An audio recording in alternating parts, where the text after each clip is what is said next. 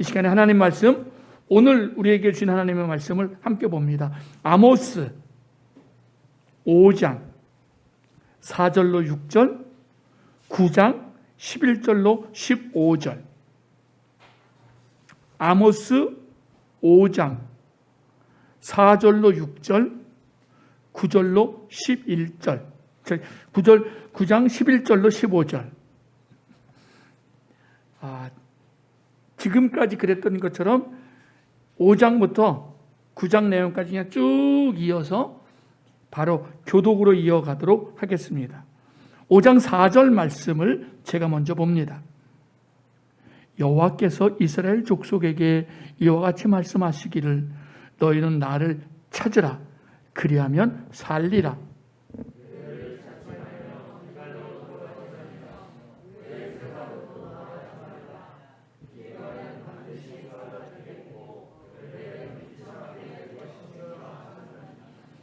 너희는 여호와를 찾으라 그리하면 살리라.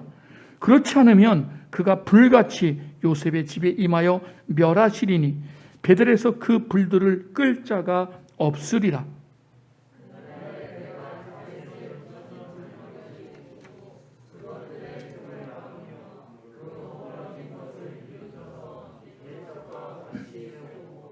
그들이 에돔의 남은 자와 내 이름으로 일컫는 만국을 기업으로 얻게 하리라. 이 일을 행하시는 여호와의 말씀이니라.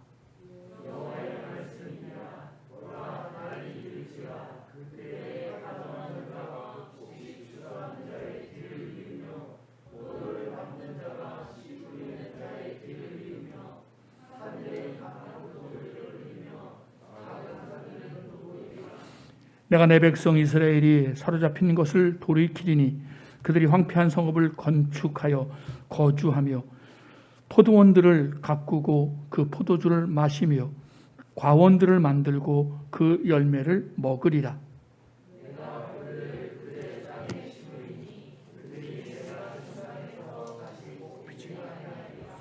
내 하나님 여호와의 말씀이니라. 아멘.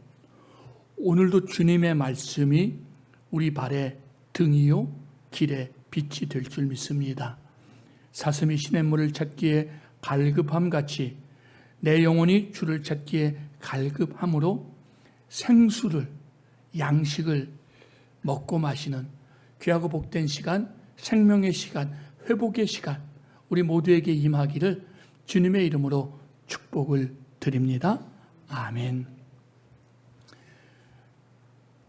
자, 여러분 지금부터 제가 어떤 말들, 어떤 그 단어들과 그 단어들이 이어진 것들을 쭉쭉쭉 몇 가지 열거할 터인데 그게 무엇일까?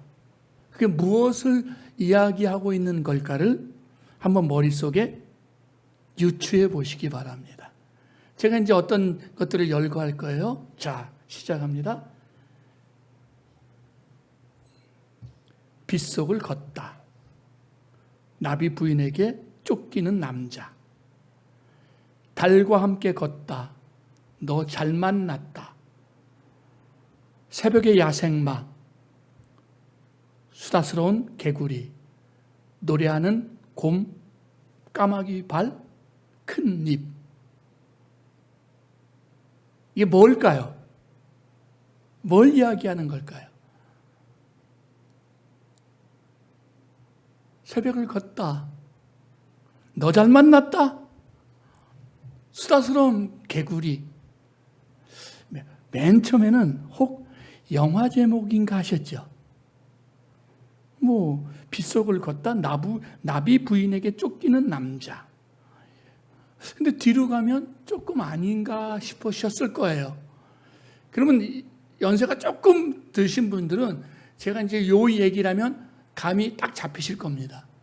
늑대와 함께 춤을. 이건 영화 제목이었어요. 그런데 어떤 영화 제목이었습니까? 사람 이름들이었죠.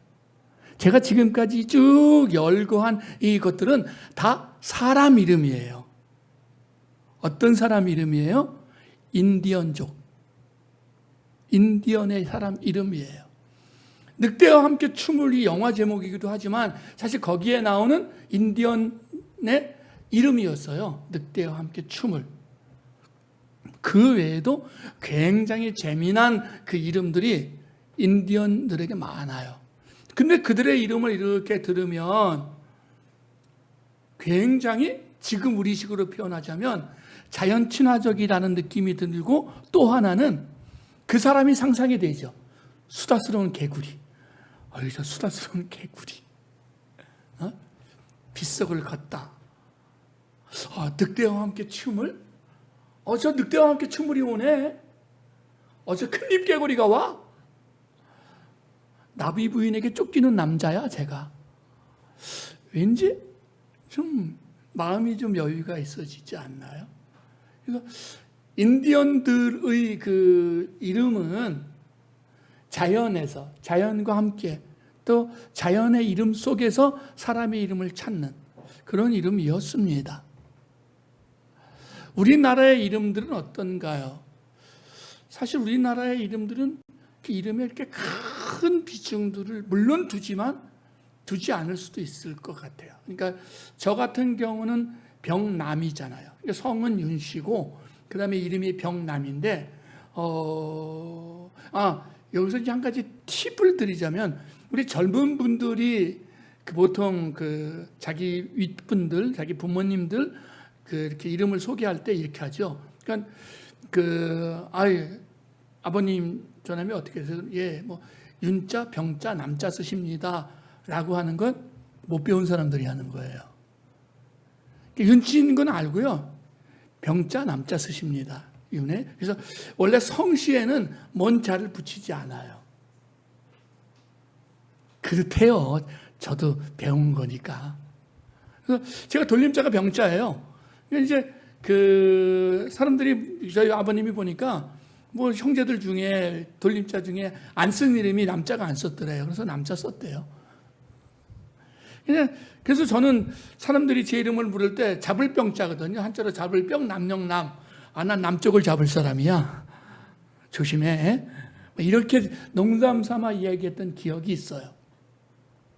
저희 아이들이 태어났을 때 아내와 함께 의논하면서 아이들 이름을 지었던 기억이 있습니다. 하연, 하나님과 연애하는 아이, 하나님과 사랑하는 아이에서 하연이었어요.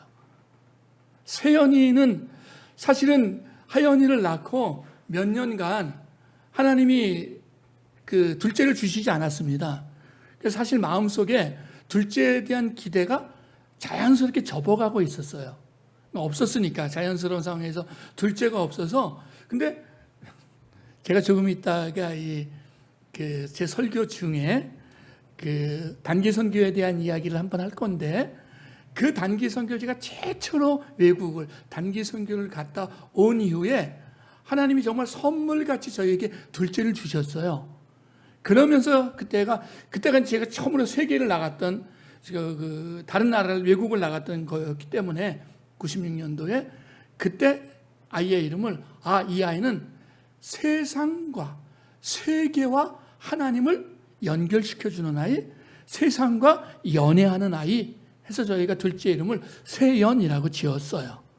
그래서 나름대로 고민해서 지는 거예요. 하나님과 연애하고 사랑하는 아이, 또 세상을 사랑하는 아이 하면 굉장히 조심스러운데, 하나님도 세상을 사랑하셨으니까 그 의미입니다. 하나님과 세상을 연결해주고 하나님과 세상을 사랑하는 아이들에 대한 마음을 가지고 이름을 지었어요. 자, 그런데 말입니다, 여러분.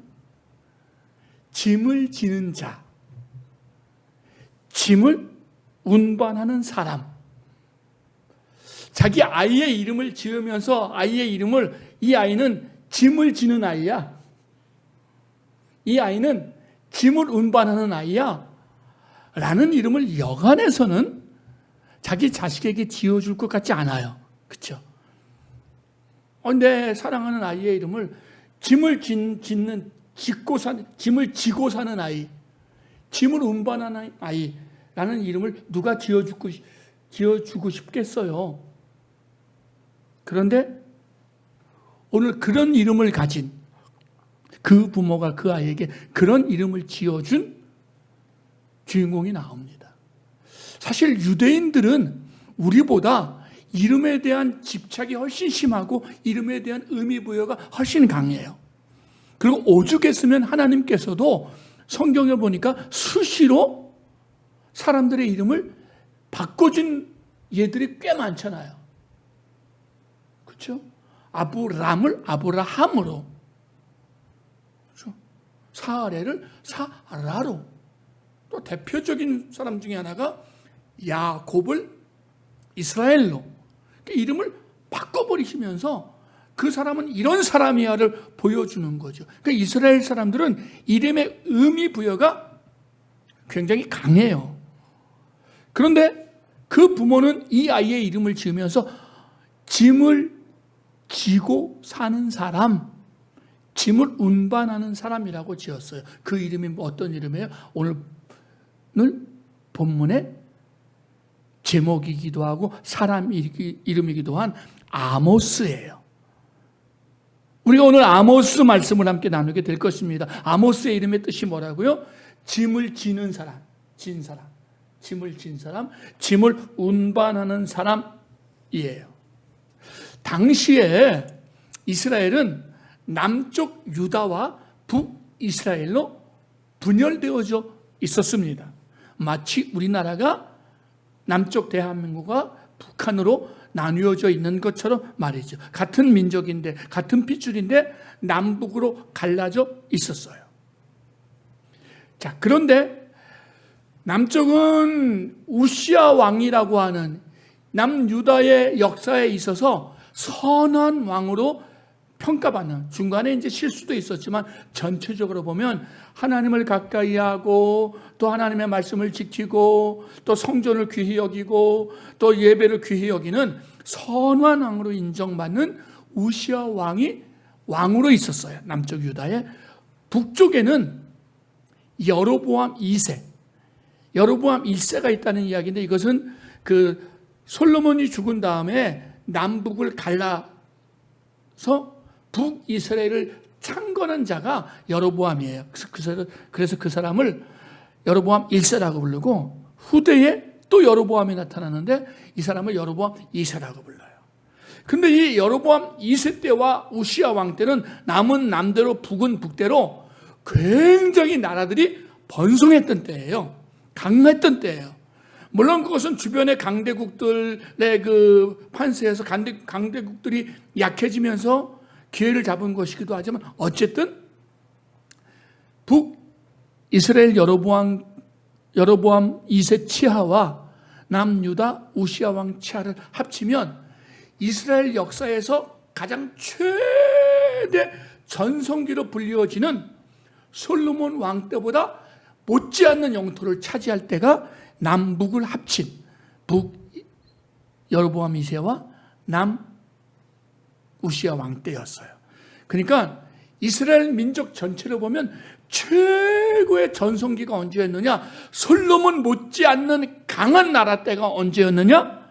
이 북 여로보암 왕, 남 우시야 왕 때였다는 거예요. 그런데 하나님이 아모스라고 하는 짐을 진 자, 짐을 운반한 자라고 하는 이 아모스라는 사람을 덜커덕 북이스라엘의 선지자로 세우고 그에게 말씀을 전하고 있어요.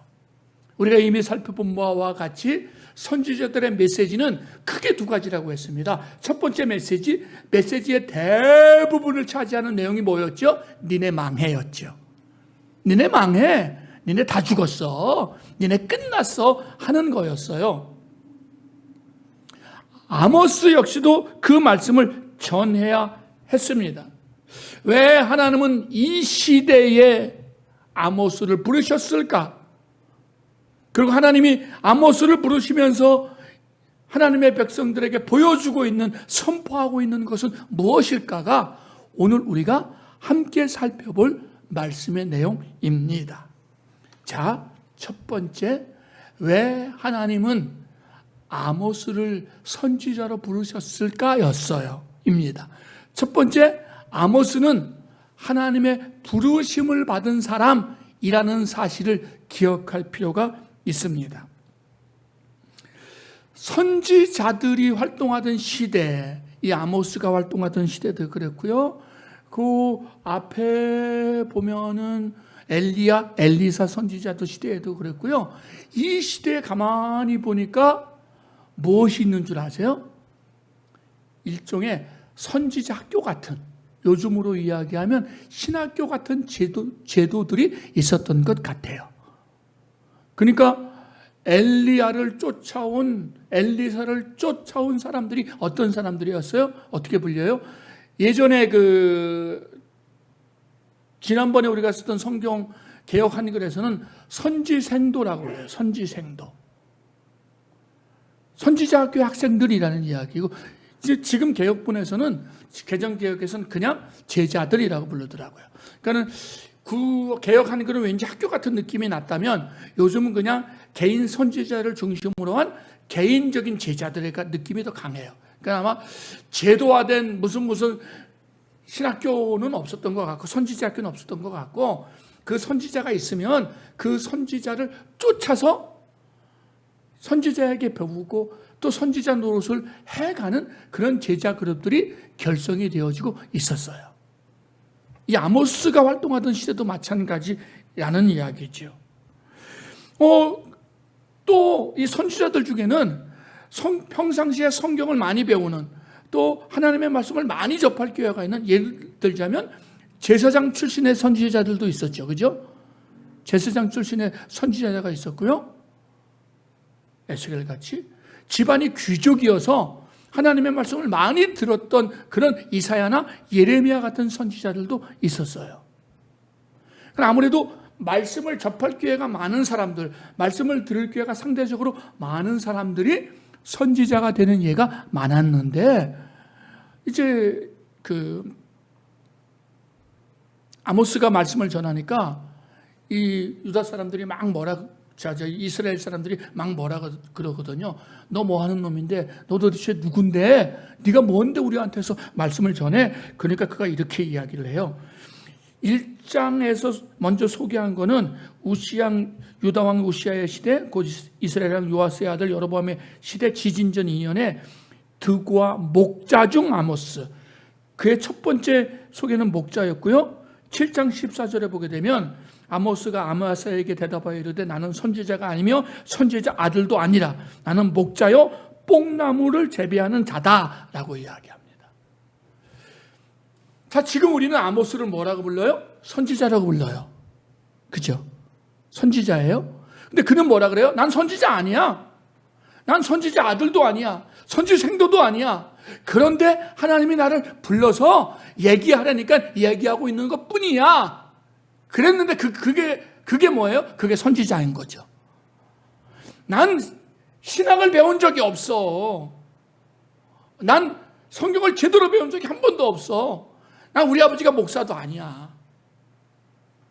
난 목사 교육을 받은 적도 없어. 근데 하나님이 나더러 말씀을 전하라고 하니까 전하는 거야 였어요. 제가 수요 기도회 때 참석했던 분들에게 그런 말씀을 잠깐 나눴는데, 제가 지난주 중에 두 가지를 좀 많이 했어요. 첫 번째는 제 설교를 듣는 일을 좀 많이 했어요.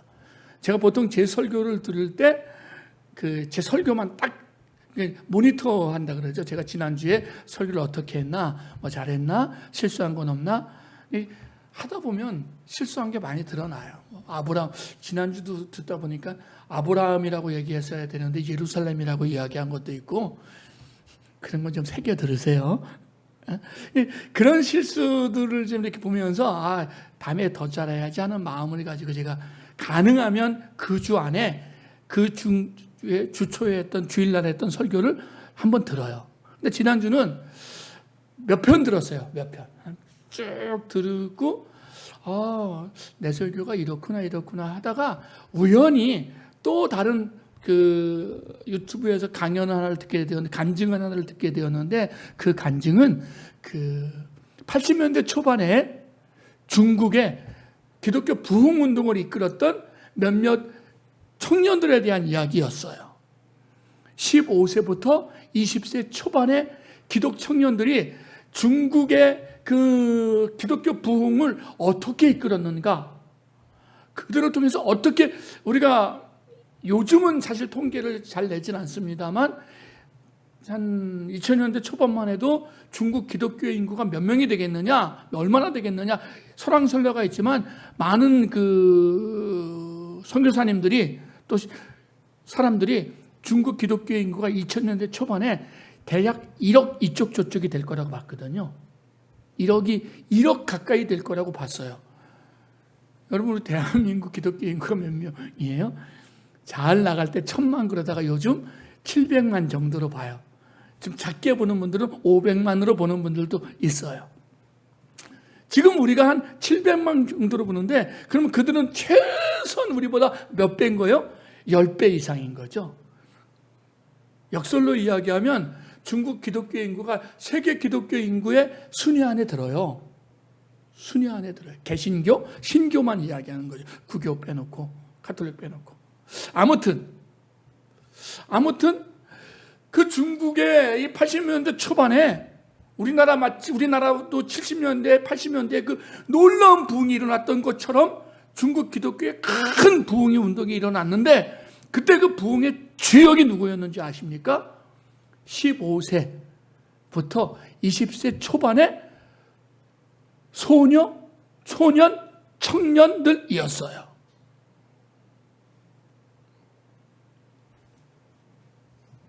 목사님들이 아니었어요. 신학을 배운 분이 아니었어요. 그래도요, 우리나라의 70년대, 80년대 초반까지의 부흥운동은, 그래도 한국 기독교는요, 그래도 목사님들이 이끌었거든요. 그래도 신학을 배우고 성경을 배운 분들이 이끌었어요. 진짜요. 그런데 중국의 그 대부흥운동은 신학을 배워본 적이 전혀 없는, 그것도 15세, 16세 소녀가 어느 날 마음에 감동을 받고 성령이 감동하고 성경을 읽는데 깨달아지고, 그래가지고 목숨을 내놓고, 그들의 전한 복음은 아주 단순했어요. 아주 간단했어요. 예수가 하나님의 아들이고 그가 우리의 유일한 구원자라는 그 복음이었어요. 여러분, 그 복음이 그 핍박 가운데, 그 환난 가운데 예수를 믿으면 다 죽여버리는 그 가운데 중국의 대부흥을 이끌어냈어요. 누구에게 부름을 받았어요? 하나님에게 부름을 받았어요. 아모스가 신학을 배운 적이 없고, 그는 그냥 그 뽕나무에 대한 설명은 조금 이따가 다시 합니다. 뽕나무를 기르고 소를 기르는 목축업자에 불과했는데, 그를 하나님이 부르니까 그가 뭐가 됩니까? 선지자가 되었다는 이야기예요. 여러분, 하나님의 말씀을 전하는 데는 분명 성경을 잘 배워야 합니다. 또 전문적으로 전하려면 당연히 신학도 해야 합니다. 큰 신학적 줄기가 있어야 바른 말씀을 전할 수 있습니다. 그러나 복음을 전하는 것은 반드시 신학을 배워야만 되는, 배운 사람들에게만 주어지는 특권은 아니에요. 그가 제자훈련을 얼마나 잘 받았느냐, 누구에게서 제자훈련을 받았느냐, 어떤 시스템의 제자훈련을 받았느냐가 그 사람이 복음을 잘 전하는 것과는 아무 상관이 없어요. 그 사람이 어느 기관에서 어떤 훈련을 받았느냐와 복음을 잘 전하고 하나님의 사람으로 사느냐는 정비례하지는 않아요. 아모스는 바로 그 이해를 오늘날 우리에게 보여주고 있습니다. 그 당시에도 선지자 생도들이 있었습니다. 그 당시에도 선지자 학교가 있었습니다. 그러나 아모스는 그냥 평범한 사람에 불과했지만 하나님은 그를 불러서 선지자로 사용하고 있음을 기억할 필요가 있습니다. 하나님의 사람들의 다양성이지요. 복음이 전해지는 다양한 통로입니다. 저는 이 아모스를 읽으면서 혼자서 그런 생각을 했죠. 역시 우리 푸른숲교회는 잘하고 있는 거야.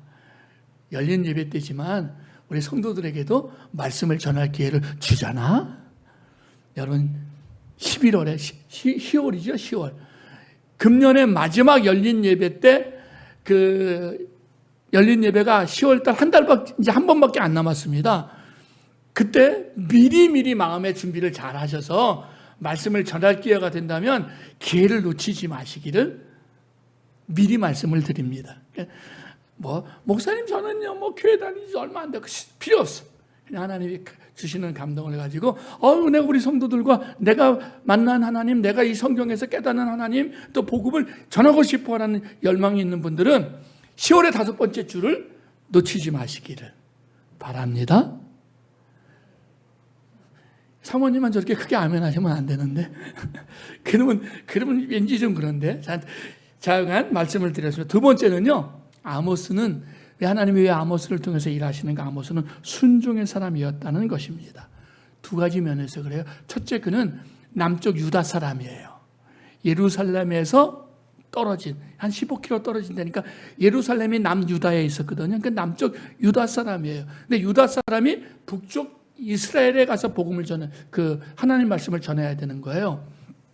오늘날 우리 남북한처럼 철조망이 가로막혀 있고 그다음에 절대로 못 드나드는 그런 곳은 아니었지만 그래도 남쪽에 사는 사람이 북쪽에 가서 뭔가 이야기하려면 굉장히 어려운, 스파이로 오해받을 수 있고 여러 가지 공격을 받을 수 있는 상황이었어요. 그런데 아모스는 하나님의 말씀에 순종해서 북쪽에 가서 하나님의 말씀을 전하고 있다는 것입니다. 자, 또 하나, 그는 목자였고 또 뽕나무를 기르는 사람이라고 했는데, 이게 목자라는 게 단순히 양 몇 마리가 아니라 큰 목축업자였을 거라고 사람들이 봐요. 또 이 뽕나무라고 하는 것은 여러분 뽕나무 하면 성경 속에 여러분들이 알고 있는 뽕나무 하면 가장 먼저 떠오르는 어떤 한 가지 사건이 좀 있지 않습니까? 누가복음 19장에 여리고 세리장 삭개오, 그렇죠? 그가 어느 나무에 올라서 예수님이 보고 싶은데 보고 싶어 예수님 얼굴, 그렇지만 키가 작아 보이지 않아. 삭개오는 엉금엉금 올라갔어요. 뽕나무 꼭대기로 올라갔어요. 그 제가 어릴 때 불렀던 그 노래들이에요.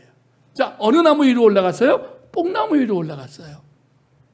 근데 여러분, 그게 누가복음 19장 4절인데 어느 분이 지금 성경을 얼른 찾아서 한번 읽어봐 주세요. 누가복음 19장 4절. 한번 빨리 찾는 분이 찾아서 한번 크게 다 들리도록, 우리가 알고 있을 때 분명히 뽕나무 꼭대기로 올라가서 예수님 얼굴을 봤다. 예수님이 내려와요 내려와요 착한 삭개오 그러시거든요. 자, 누가복음 19장 4절 읽어주세요.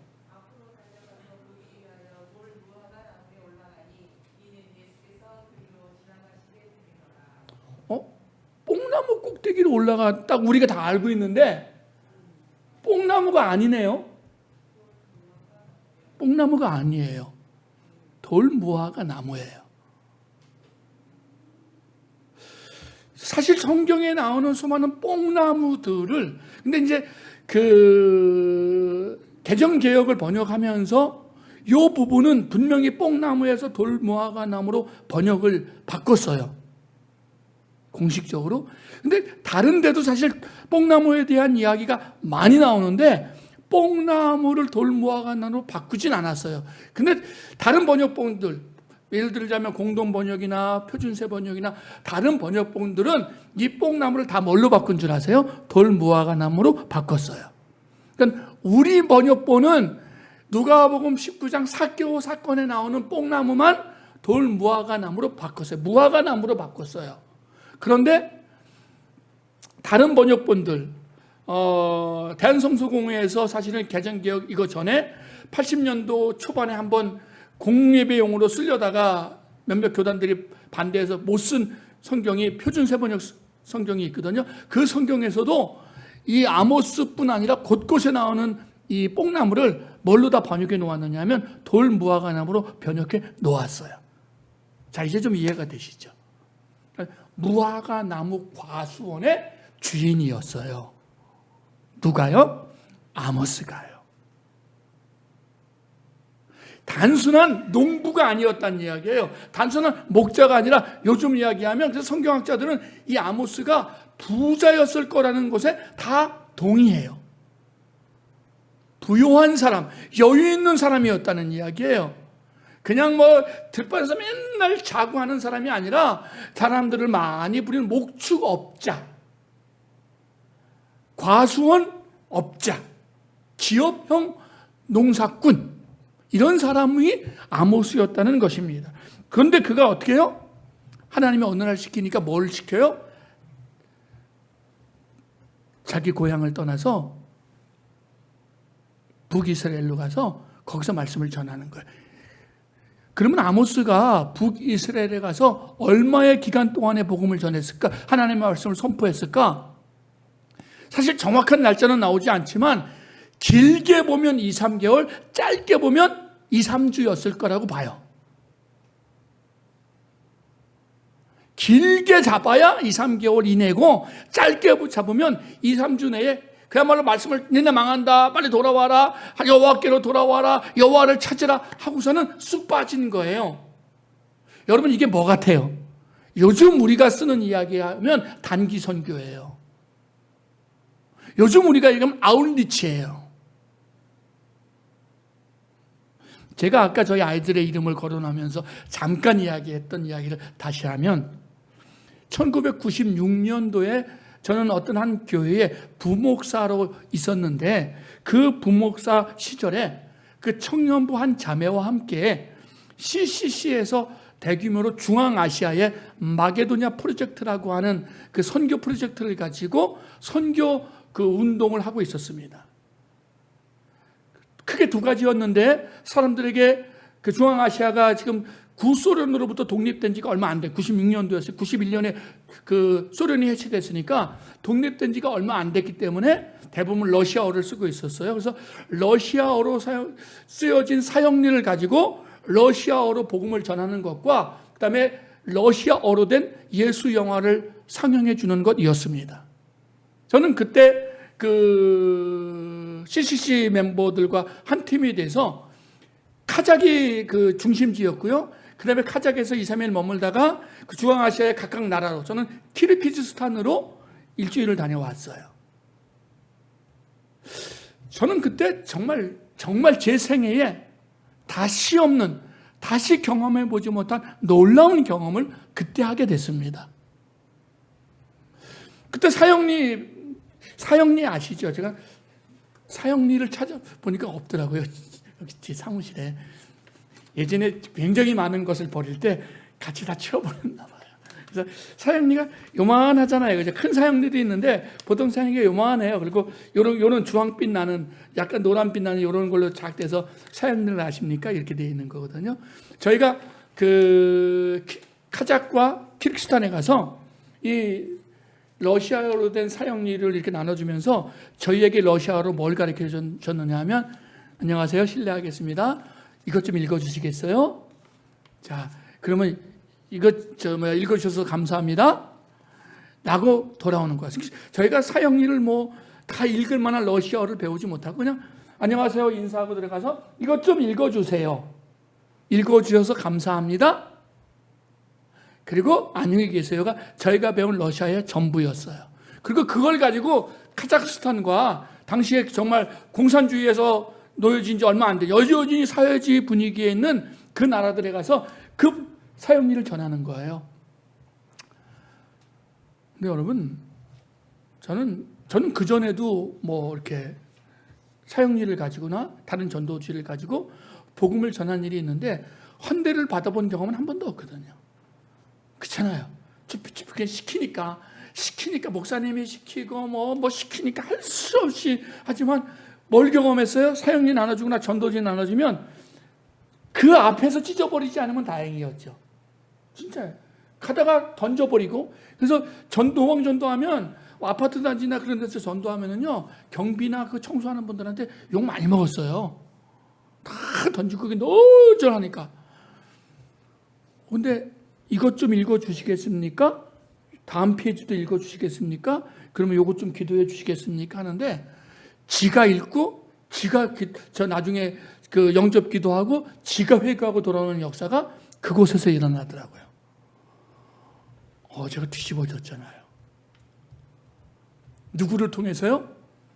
러시아어도 하나도 모르는 정말 2주 일정으로 멀리 날아간, 한국에서 날아간 대부분의 대학생들을 통해서 그 일들이 일어나는 거였어요. 또 하나, 예수 영화를 그 구소련 지역에는 극장이 많아요. 그 영화만 보여주는 극장이 아니라 뮤지컬이나 이런 극장들이 많기 때문에 그 오래된 극장 하나를 그 여름에, 그 한여름에 빌려서 그 여름에 정말 런닝셔츠만 입고 있어도 땀이 미어 터지는데 사람이 꽉 찬데 뭘 보여주느냐면 예수 영화를 보여주는데 나중에 콜링을 해요. 여기서 예수 영화가 끝난 다음에 선교사님이 나가서 오늘 영화를 보고 예수를 믿기로 작정한 사람은 나오십시오. 우리가 기도해 드리겠습니다. 하는데 물론 다 완전히 감동받아서 올라온 건 아니겠지만 야, 그 영화 보고서 사람들이 예수 믿다고 덤벼드는 건 그때도 처음이었어요. 제가 제 생애에 그 선교에 대한 어떤 그런 그 마인드가 형성이 되고 그다음에 뭐 기회가 있을 때마다 선교에 대한 이야기를 하는 것이 사실 그때 받았던 그 충격 때문이에요. 그러니까 하나님이 그때 주신 은혜가 선교지에서 돌아오자마자 둘째도 선물로 주셨다니까요. 세 개를 품은 아들이더라고. 사람이더라고. 하나님이 주신 선물이에요. 그래서 내가 그때 참 잘 갔다 왔구나. 아모스는요 단기 선교사였어요. 단순히 아울리치 다녀온 사람이었어요. 하나님이 가려니까 그냥 갔다가 한 2, 3주와 두세 달의 차이로 이렇게 중간을 보자면 한 달 정도 단기 선교사로 가서 던지고 폭탄 슉 던지고 도망 나온 사람이었어요. 근데 그를 통해서 하나님의 복음이 전해지는 거라는 거죠. 저는 기회가 된다면 하나님이 우리에게 이 땅에 다시 한번 기회를 주신다면 당연히 우리가 우리 이웃과 지역의 복음을 전하는 교회가 되어야 되지만 또 힘을 다해서 복음이 없어 죽어가는 이들, 복음이 없어 죽어가는 민족들에 대한 세계 선교에 대한 꿈을 저는 여전히 가지고 있습니다. 실크로드를 라이프로드로. 이게 제 선교 비전이에요. 실크로드가 생명의 길이 될 때까지 우리가 잘 감당하는 거죠. 이게 아모스가 그 단기사에게 놀라운 것을 보여주고 있습니다. 하나님은요, 이 아모스를 뭘로 보내요? 하나님의 마음의 짐을 지고 가는 사람으로 하나님의 마음의 짐을 운반하는 사람이었어요. 너희가 돌아와야 되는데 너희가 내 사랑을 모르는구나. 하나님의 사랑을 운반하는 사람, 하나님의 안타까운 마음을 운반하는 사람, 그게 누구였습니까? 그게 아모스였어요. 하나님은 아모스를 그렇게 사용하고 계십니다. 하나님은 아모스를 통해서 우리에게 무엇을 이야기해 주고 계십니까? 하나님이 모든 민족과 모든 열방의 주인인 것을 이야기해 주고 있습니다. 하나님은 하나님을 믿는 사람들, 옛날에는 유대인들이었고 지금은 교회 다니는 기독교인들의 하나님만이 아니라는 거고 모든 민족과 열방의 하나님이라는 거죠. 아모스를 이미 읽어보셨을 거라고 생각합니다만 아모스 1장과 2장 사이에 하나님이 이스라엘을 중심으로 해서 그 주변에 있는 민족들을 심판하시는 장면이 나와요. 그러니까 유다와 이스라엘까지 포함해서 몇 민족? 8민족을 심판하셔요. 그 주변에 쭉 나오고 있습니다. 다메섹, 가사, 두로, 에돔, 모압, 암몬, 유다, 이스라엘. 유다와 이스라엘만이 하나님 백성이 아니라는 얘기, 모두가 하나님 백성이라는 이야기입니다. 우리가 하나님의 통치와 하나님의 주권이 누구에게 임하느냐? 모든 민족과 모든 열방에게 임한다는 거예요. 이게 우리 신앙이고 이게 하나님의 실존의 이유, 실체입니다. 실체예요. 하나님의 실체. 잊지 마셔야 돼요. 그냥 우리가 믿는 하나님을 교회 안의 하나님, 예수를 믿는 사람들만의 하나님, 교회 다니는 사람들만의 하나님으로 치부해버리면 이건 하나님을 모독하는 거고 하나님을 모욕하는 거예요. 하나님은 모든 민족과 열방의 하나님이시기 때문에 우리가 모든 민족과 열방에게 하나님을 전할 이유와 필요가 있다는 것입니다. 왜 하나님은 그들에게 심판을 선언하시고 이스라엘에게 심판을 선언하십니까? 몇 가지가 있지만 크게 4가지로 보면 가난한 자들을 억압했기 때문이라고 이야기해요. 가난한 자들을 돌보지 않았습니다. 불공정한 재판을 했습니다. 권력을 가진 자들이 권력에 취해서 불공정한 재판을 했습니다. 그리고 가진 자들이 초호화 생활 자기들만 했습니다. 빈익빈 부익부가 정말 극대화되고 있었습니다. 여러분, 정말 위험한 세상은 어떤 세상이냐면 빈익빈 부익부가 극대화되는 세상이에요. 그리고 가진 자들이 없는 자들, 가난한 자들을 더 이상 돌보지 않는 세상이에요.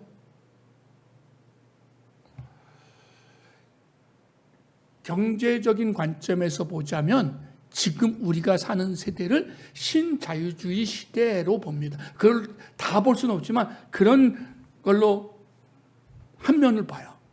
그러니까 마음껏 벌어서 마음껏 쓰고 마음껏 누려라. 그러니까 신자유주의 시대의 모토예요. 내가 버는 건 내가 쓰는데 누가 뭐라 그러느냐예요. 맞는 말이죠. 내가 벌어서 내가 쓰는데 누가 뭐라 그러면 어떻게 해요? 여러분, 내가 벌어서 나 혼자만 다 쓰고 그러면 못 버는 사람은 그러면 전혀 안 한찬하고 그냥 내버려 두는 게 과연 성경적이겠느냐? 1970년대 이전, 80년대 이전 소위 말하는 이 신자유주의 시대가 오기 전에 한 회사에 최고로 많이 버는 사람과 최고로 못 받는 사람의 차이는, 월급의 차이는 20배 내지 30배의 정도에 불과했어요. 쉬운 말로 사장과 가장 그 말단 직원 사이의 월급의 차이는 20, 30배 차이가 나지 않았어요. 여러분, 그러나 지금은 얼마나 차이가 나요? 상상할 수도 없는 수천 배의 차이가 나죠. 최고 말단과 최고 많이 버는 사람의 차이는 수천 배의 차이가 나요. 이건 하나님의 심판의 전조예요. 기억하셔야 돼요. 내가 잘 벌고 내가 쓰는데 뭐, 근데 성경이 뭐라 그래요? 나만 호화로운 생활하고 나만 여유 있는 생활하고 니네는 그렇게 살아? 가난한 사람들 돌보지 않고 그들에게 나눠주지 않아? 그게 하나님이 북이스라엘과 유다와 그 주변에 있는 나라들을 심판하시는 심판의 세 번째 이유라고요. 저는 우리 성도들이 정말 진심으로 잘 벌어주셨으면, 부자가 되셨으면 좋겠습니다. 정말 기하급수로 기하학적인 그런 수입이 있는 분들도 있으셨으면 좋겠어요. 저 같은 사람은 상상도 할 수 없는 돈을 좀 많이 버시기를 주님의 이름으로 축복합니다. 그러나 그거 벌어서 수천 배 벌어가지고 저보다 그 회사의 말단 직원보다 수천 배 벌어서 그 가지고 나 위에서 별장 짓고 나 위에서 마시는 거, 나 위에서 자가용 비행기 타고 나 위에서 뭐하고 나 위에서 뭐하지 말고 가난하고 소외되고 또 직장 내에 자기 회사 내에 주변에 어려운 사람들에게 나눠주는 그런 하나님의 사람들이 되시기를 바랍니다. 왜 하나님이 아모스를 통해서 이스라엘과 그 주변의 나라들을 심판을 하시냐면 화로운 생활이 지나친 이게 극대화되는 것을 하나님이 보다 못해서 내가 너희를 심판한다고 말씀하고 계셔요. 성경적인 사상이에요. 그리고 불공정한 사기 거래, 속임수가 횡행되는 걸 보면서 하나님이 그 땅을 심판하고 있습니다.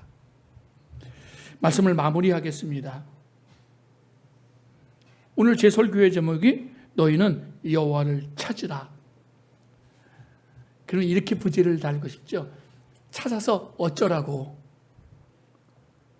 너희는 여호와를 찾으라 그러셨어요. 그죠? 오늘 본문이. 그럼 찾아서 어쩌라고. 첫째, 짐을 지라. 하나님의 사랑에 짐을 지고 죄악된 이스라엘 백성들이 짐을 지고, 하나님 편에서 선지자는, 하나님의 백성은 뭐예요? 하나님 편과 사람 편을 중지하는 사람이죠. 예수님이 어떤 분이에요?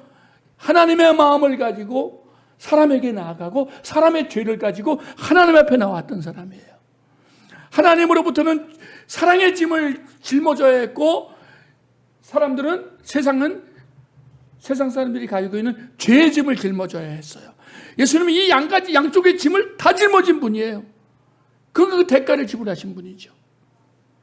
여호와를 찾아서 내가 마땅히 져야 될 짐을 지라 하는 것입니다. 두 번째 어떻게 하라고요? 순종해라. 어떤 이들은 수십 년 순종해야 될 일이 있고 어떤 이들은 잠깐만 순종해야 될 일도 있습니다. 여러분 그 일을 통해서 하나님의 뜻과 영광이 드러나기를 원합니다. 세 번째는 뭐냐? 제대로 살아라. 제대로 살아라. 돈이 있는 자는 돈 있는 자답게 살아라. 권력 있는 자는 권력 있는 자답게 살아라. 가난한 자는 가난한 자답게 원망하고 비난하고 쭈그려 살지 말고 하나님 앞에서 역시 너도 하나님의 자녀답게 제대로 살아가라.